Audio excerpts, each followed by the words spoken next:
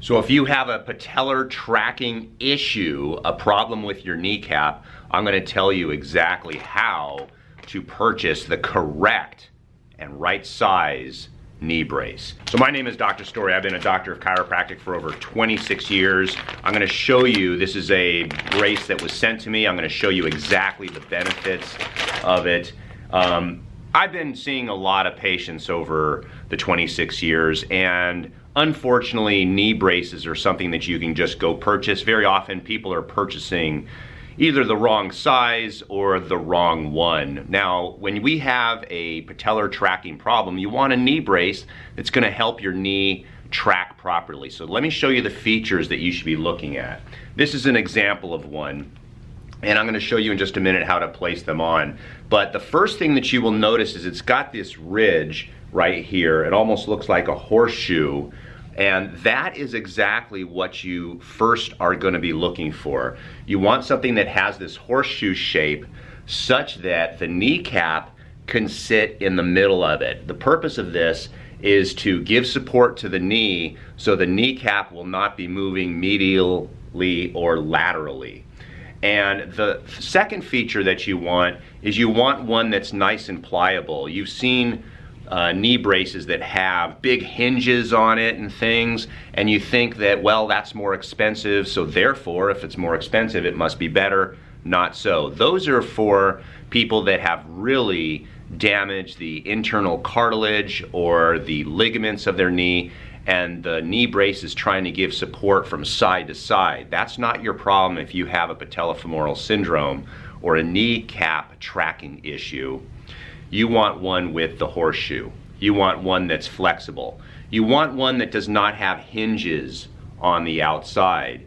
The third component is you want to have some breathability with the back side of the knee, because on the back side of the knee, since you're wearing this a lot, you're gonna sweat, and you want some breathability in the back. And those are the three features that I would look for when it comes to purchasing a brace. Secondly, you need to get the correct size. Most of these, now I got this from this company that sent it to me, and I measured with a tape measure around my knee in the area where the kneecap is. It comes up with the size, and if you go to a store and you're gonna purchase one, there's probably, you know, an extra large, large, medium, and small. You wanna know what those mean. Don't assume because you're a thin person that you need a small or a medium, because each company has their own criteria of what they mean for their individual product. It would almost be, you know, most patients come in and the knee brace is too big usually. They overestimate because they don't want it tight. But what you want with this is you want support for the knee, so it should feel snug. It's almost as if they bought the wrong hat size. They want it to be comfortable, so they buy it too large. Or if they bought, you know, people could potentially buy, you know, maybe you bought the wrong condom and you bought the size too bigger. That would be a mistake. That's never happened to me. I'm just saying that I've heard of these things. So let me get into a chair. I'm going to show you exactly how to place these on your knee. There's usually going to be, when you look at this, there's going to be a top and a bottom. And the top will be wider than the bottom, and the horseshoe, the top of the horseshoe, will be up. There's actually, I don't know if this is a logo for the company or it's just pointing upwards, but that's the one that you're gonna use. So it looks, this is up. So what you do is you are going to get your knee exposed. Don't put it over the pants, put it underneath your pants. And what you'll do is when you put this on, it's gonna feel pretty snug.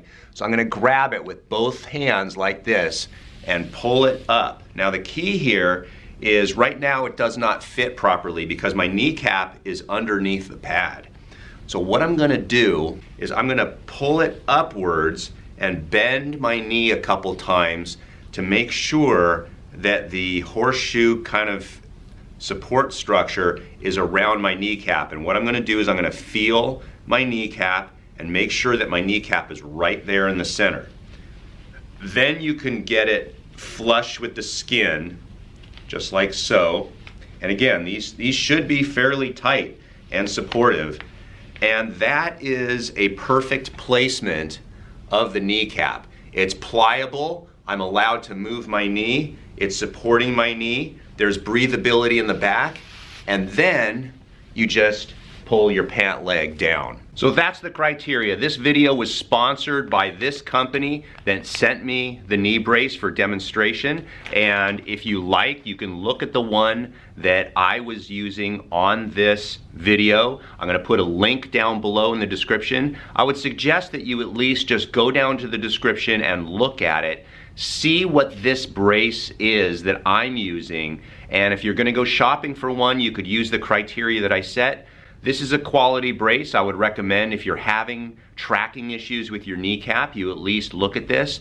It's a very affordable product for what you're actually getting. Now here's the important part, and I want you to listen carefully, that if you have tracking issues, there are some other things that you can do. If you're having clicking knees and your kneecap is clicking and it's really giving you trouble, I'm gonna put a link right here in this box. If you don't see the box, then turn your phone sideways. The video will go sideways, you'll see the box. And these are exercises and stretches and massage techniques that you can do at home to help yourself with your clicky knees.